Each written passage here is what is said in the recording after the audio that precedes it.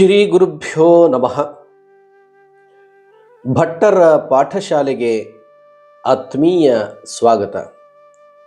ವಿದ್ಯಾರ್ಥಿಗಳೇ, ಕನ್ನಡ ಭಾಷಾಧ್ಯಯನ ಎಂಬ ಮಾಲಿಕೆಯಲ್ಲಿ ಇಂದು ನಾವು ಕನ್ನಡದ ಸಂಖ್ಯೆಗಳ ಬಗ್ಗೆ ತಿಳ್ಕೊಳ್ಳೋಣ.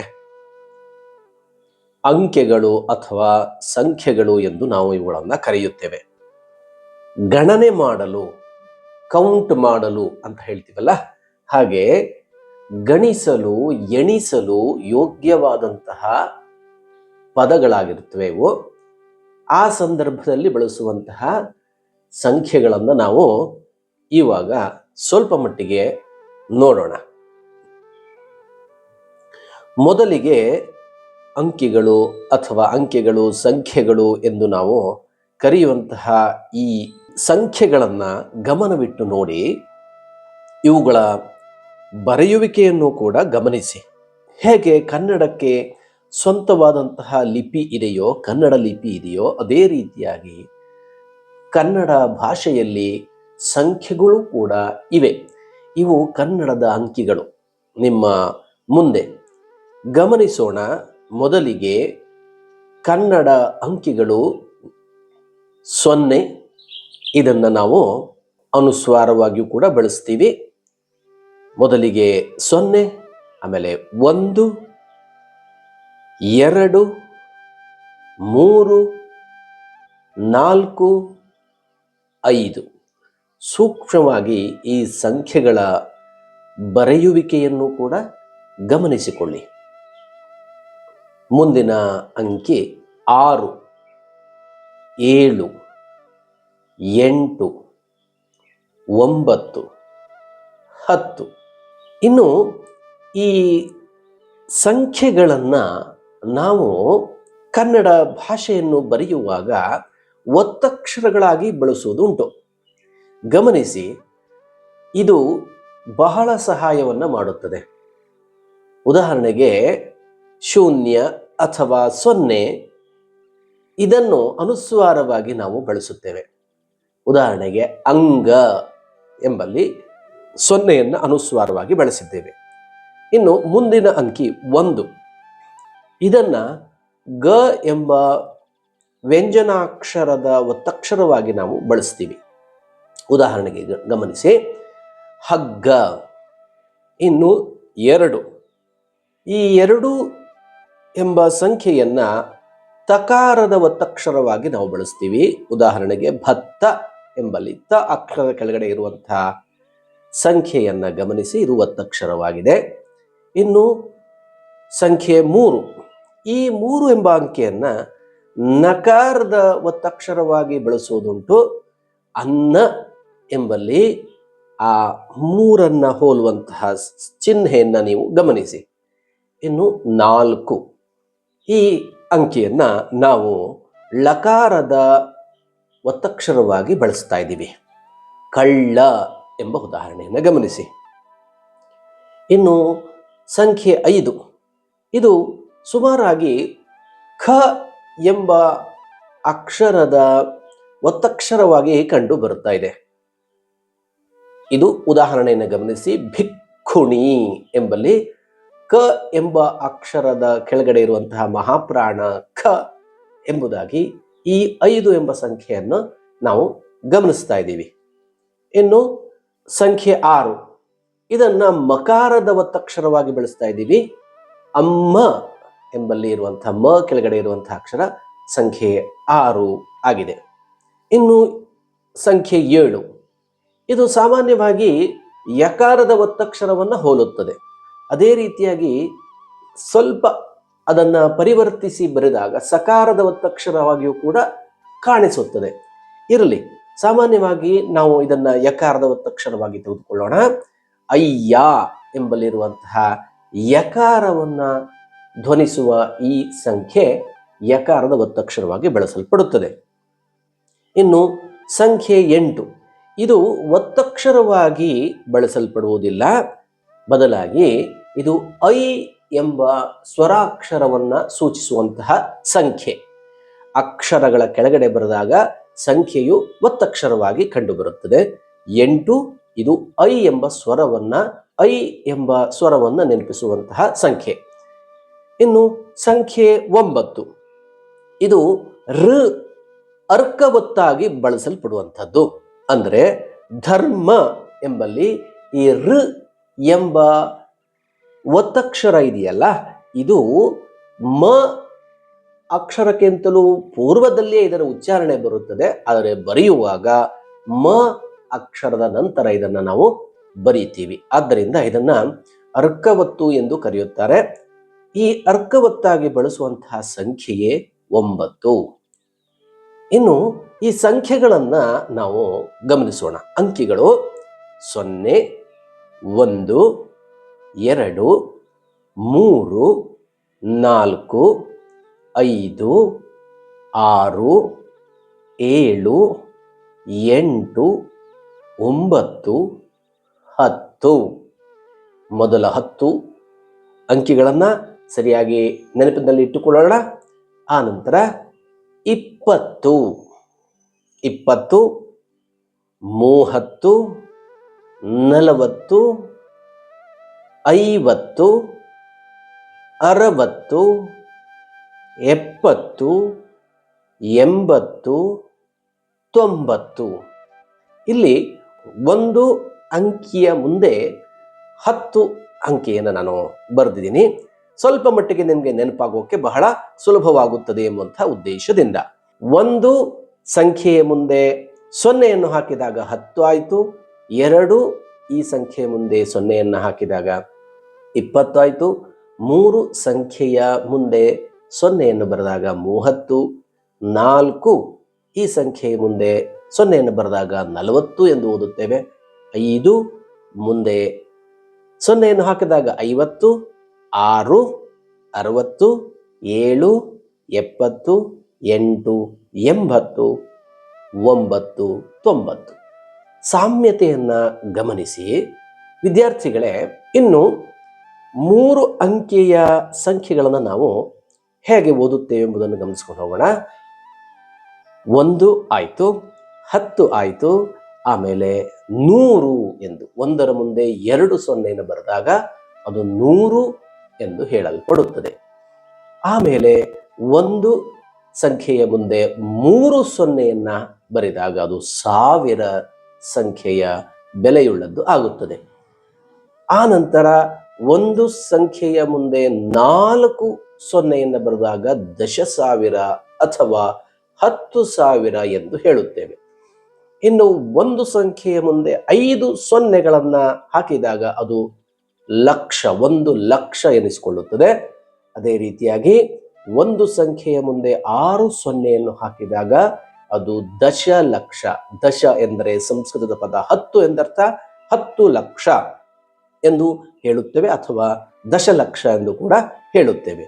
ಇನ್ನು 1 ಅಂಕಿಯ ಮುಂದೆ 7 0ಯನ್ನು ಬರೆದಾಗ ಅದು 1 ಕೋಟಿ ಬೆಲೆಯುಳ್ಳದ್ದು ಆಗುತ್ತದೆ. ಆ ನಂತರ 1 ಅಂಕಿಯ ಮುಂದೆ 8 0ಯನ್ನು ನಾವು ಸುತ್ತಿದಾಗ ಅದು ದಶಕೋಟಿ ಅಥವಾ 10 ಕೋಟಿ ಎಂದೆನಿಸಿಕೊಳ್ಳುತ್ತದೆ. ಇನ್ನು 1 ಅಂಕೆಯ ಮುಂದೆ 9 0ಯನ್ನು ಹಾಕಿದಾಗ ಅದು ಶತಕೋಟಿ ಎಂದು ಕರೆಸಿಕೊಳ್ಳುತ್ತದೆ ಅಥವಾ 100 ಕೋಟಿ ಎಂದು ಕೂಡ ನಾವು ಅದನ್ನು ಕರೆಯುತ್ತೇವೆ. ಹೀಗೆ ಈ ಸಂಖ್ಯೆಗಳನ್ನು ನೀವು ಗಮನಿಸಬೇಕು ಮತ್ತು ಅದನ್ನು ಬರೆಯುವುದನ್ನು ಕೂಡ ಅಭ್ಯಾಸ ಮಾಡಬೇಕು. ಇನ್ನು ಮುಂದೆ ಗಮನಿಸಿ, ಅಂಕೆಗಳನ್ನು 1 ರಿಂದ 50 ತನಕ ಹೇಗೆ ಓದುವುದು ಎಂಬುದನ್ನು ಇಲ್ಲಿ ನಾನು ತೋರಿಸ್ತಾ ಇದ್ದೀನಿ. ಸಂಖ್ಯೆಗಳು ಅಥವಾ ಅಂಕಿಗಳು 1 ರಿಂದ 10 ನೀವು ತಿಳ್ಕೊಂಡ್ರಿ. 1 2 3 4 5 6 7 8 9 10 ಎಂದು.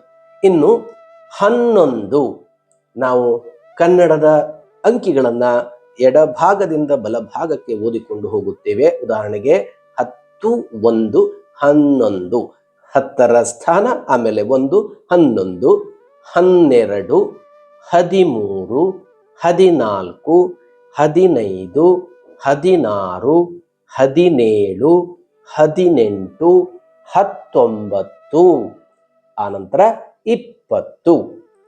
ಇವಾಗ ಮುಂಚಿನಂತೆಯೇ ಎಡಭಾಗದಿಂದ ಬಲಭಾಗಕ್ಕೆ ಓದೋಣ. ಎಡಭಾಗದ ಸಂಖ್ಯೆ ಮೊದಲು 20, ಆಮೇಲೆ 1, 21, 22, 23, 24, 25, 26, 27, 28, 29, ಆನಂತರದ ಸಂಖ್ಯೆ 30. 3 ಹತ್ತುಗಳು ಸೇರಿರುವಂತಹ ಸಂಖ್ಯೆ 30. ಮತ್ತೆ ಗಮನಿಸಿ, 31, 32, 33, 34, 35, 36, 37, 38, 39, 4 ಹತ್ತುಗಳು ಸೇರಿರುವಂಥದ್ದು 40. 41, 42, 43, 44, 45, 46, 47, 48, 49, 5 ಹತ್ತುಗಳು ಸೇರಿದಾಗ 50. ಮುಂದೆ ನಾವು 51ರಿಂದ 90 ತನಕ ಅಭ್ಯಾಸ ಮಾಡೋಣ. 51, 52, 52, 53, 54, 55, 56, 57, 58, 59, 6 ಹತ್ತುಗಳು ಸೇರಿದಾಗ 60. 61, 62, 63, 64, 65, 66, 67, 68, 69, 70, 7 ಹತ್ತುಗಳು ಸೇರಿ ಆದಂತಹ ಸಂಖ್ಯೆ. 71, 72, 73, 74, 75, 76, 77, 78, 79, 8 ಹತ್ತುಗಳು 80. 81, 82, 83, 84, 85, 86, 87, 88, 89, 90, 9 ಹತ್ತುಗಳು ಸೇರಿ ಆದ ಸಂಖ್ಯೆ 90. ಮುಂದೆ ಗಮನಿಸಿ ವಿದ್ಯಾರ್ಥಿಗಳೇ, ಇಲ್ಲಿರುವಂತಹ ಸಂಖ್ಯೆಗಳು 91ರಿಂದ 100 ಅಭ್ಯಾಸ ಮಾಡೋಣ. 91, 92, 93, 94, 95, 96, 97, 98, 99, 100. ಈ ಕನ್ನಡ ಅಂಕಿಗಳು ಮತ್ತೆ ರೋಮನ್ ಅಂಕಿಗಳನ್ನ ನಾವು ಎಡಭಾಗದಿಂದ ಬಲಭಾಗಕ್ಕೆ ಓದಿಕೊಂಡು ಹೋಗುತ್ತೇವೆ. ಉದಾಹರಣೆಗೆ 36, 36, 36 ಇಂಗ್ಲಿಷಲ್ಲಿ ಆದರೆ 36. ಆದರೆ ಸಂಸ್ಕೃತ ಮತ್ತು ಹಿಂದಿ ಭಾಷೆಯಲ್ಲಿ ನಾವು ಅದನ್ನು ಬಲಭಾಗದಿಂದ ಎಡಭಾಗಕ್ಕೆ ಓದುತ್ತೇವೆ. ಅಂದರೆ ಬಿಡಿ ಸಂಖ್ಯೆಗಳನ್ನು ಮೊದಲು ಆರಂಭಿಸಿ 10ರ 100ರ ಸಂಖ್ಯೆಗಳನ್ನು ಅಧ್ಯಯನ ಮಾಡಿದ ಕ್ರಮದಲ್ಲೇ ಕಡಿಮೆಯಿಂದ ಹೆಚ್ಚಿನ ಸಂಖ್ಯೆಯನ್ನು ಓದುವುದನ್ನು ಮಾಡುತ್ತೇವೆ. ಉದಾಹರಣೆಗೆ 36 ಎಂಬುದನ್ನು ಹಿಂದಿಯಲ್ಲಿ 36 ಅಂತ ನಾವು ಅದನ್ನು ಹೇಳುತ್ತೇವೆ, ಓದುತ್ತೇವೆ. ಅದೇ ರೀತಿಯಾಗಿ ಸಂಸ್ಕೃತದಲ್ಲಿ ಷಟ್ ತ್ರಿಂಶತ್ ಅಂತ ಹೇಳುವಂತಹ ಕ್ರಮ, ಇದನ್ನು ನೀವು ತಿಳಿದುಕೊಳ್ಳಿ. ಇನ್ನು ಕನ್ನಡದಲ್ಲಿ 101, 100ರ ನಂತರ ಓದುವಂತಹ ಕ್ರಮ 101, 102, 103 ಈ ರೀತಿಯಾಗಿ ಸುಲಭವಾಗಿ ಕನ್ನಡ ಅಂಕಿಗಳನ್ನು ಓದಬಹುದು. ಇಂದು 111. ಮುಂದಿನ ಸಂಖ್ಯೆ ಗಮನಿಸಿ, 1111. ಆನಂತರ 11,111. ಮುಂದಿನ ಸಂಖ್ಯೆಯನ್ನ ಓದುವುದನ್ನ ತಿಳಿಯಿರಿ. 1,11,111. ಮುಂದಿನ ಸಂಖ್ಯೆಯನ್ನ ಗಮನಿಸಿ, 11,11,111. ಎಷ್ಟು ಸುಲಭವಾಗಿದೆ ಅಲ್ಲವೇ ಮಕ್ಕಳೇ? ಮುಂದಿನ ಸಂಖ್ಯೆಯನ್ನು ಓದೋಣ. 1,11,11,111. ಮುಂದಿನ ಸಂಖ್ಯೆಯನ್ನು ಓದೋಣ. 11,11,11,1111. ಈ ರೀತಿಯಾಗಿ ಚಿಕ್ಕ ಮತ್ತು ದೊಡ್ಡ ಸಂಖ್ಯೆಗಳನ್ನು ಕನ್ನಡ ಭಾಷೆಯಲ್ಲಿ ಓದುವುದನ್ನ ಬರೆಯುವುದನ್ನ ತಿಳ್ಕೊಂಡ್ರಿ ಅಲ್ವೇ ಮಕ್ಕಳೇ? ಇನ್ನು ಇದನ್ನ ನೀವು ಅಭ್ಯಾಸ ಮಾಡಿ ಸುಲಭವಾಗಿ ಕನ್ನಡ ಅಂಕಿಗಳನ್ನ ಶುದ್ಧವಾಗಿ ಓದುವುದನ್ನು ಬರೆಯುವುದನ್ನು ತಿಳ್ಕೊಂಡು ಕನ್ನಡ ಭಾಷಾಧ್ಯಯನವನ್ನ ನೀವು ಮಾಡ್ತಾ ಹೋಗಬೇಕು. ವಿದ್ಯಾರ್ಥಿಗಳೇ, ಇಂದಿನ ಪಾಠದಲ್ಲಿ ಕನ್ನಡದ ಸಂಖ್ಯೆಗಳನ್ನು ತಿಳ್ಕೊಂಡ್ರಿ, ಜೊತೆಗೆ ಕನ್ನಡದ ಅಂಕಿಗಳು ಅಥವಾ ಸಂಖ್ಯೆಗಳು ಹೇಗೆ ಕನ್ನಡ ಭಾಷೆಯನ್ನ ಬರೆಯುವಾಗ ಒತ್ತಕ್ಷರವಾಗಿ ಹೇಗೆ ಬದಲಾವಣೆ ಆಗುತ್ತವೆ, ಅಂಕೆಗಳು ಅಕ್ಷರವಾಗಿ ಹೇಗೆ ಬಳಸಲ್ಪಡುತ್ತವೆ ಎಂಬುದನ್ನು ಕೂಡ ನೀವು ತಿಳ್ಕೊಂಡ್ರಿ. ಹೀಗೆ ಕನ್ನಡವನ್ನ ನಾವು ಬಳಸೋಣ ಮತ್ತೆ ಕನ್ನಡವನ್ನ ಬೆಳೆಸೋಣ. ಧನ್ಯವಾದಗಳು.